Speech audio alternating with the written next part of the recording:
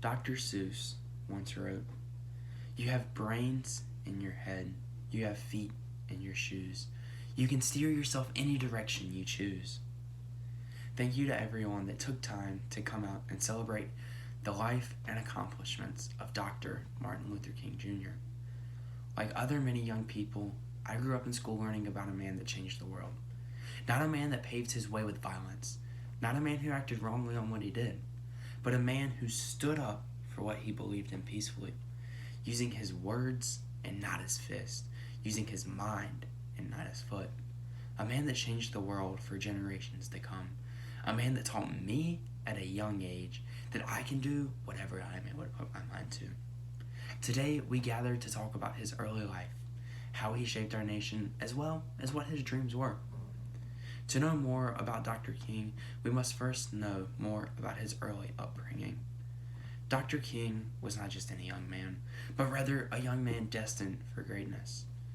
Born into a Christian house on January 15, 1929, Dr. King's father was the pastor at a Baptist church, where his mother worked in the church alongside his father. Growing up, his parents worked tirelessly to teach him the ways to be a good Christian. Dr. King provided a better life for himself, carrying on his education through what was required. Dr. King attended Boston University, where he got his doctorate in theology.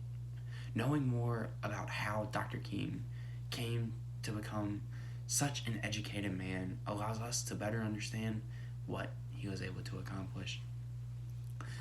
Dr. King was an inspiration to many. However, his words as well as his actions spoke extremely loud. Dr. King is famously known for organizing the Montgomery bus boycotts. Many of Dr. King's ideas were based off of those practices of Mohandas Gandhi. The ideas of performing civil disobedience, not using excessive force, or using no force at all to get your point across, but rather being peaceful about how you go about things. Dr. King was more famously known for taking the podium in front of crowds to inspire passion into the lives of others.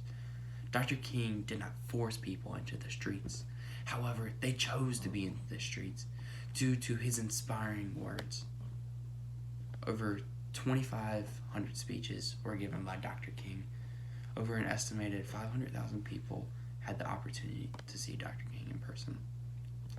Dr. King inspired people to act peacefully while in his lifetime. However, his impact didn't stop there. Dr. King had an everlasting dream for this great country and world. In his famous speech, he stated, "The whirlwinds of revolt will continue to shake the foundations of our nation until the bright days of justice emerge." This was not justice for one, but this was rather justice for all oppressed citizens living within the confines of this great country.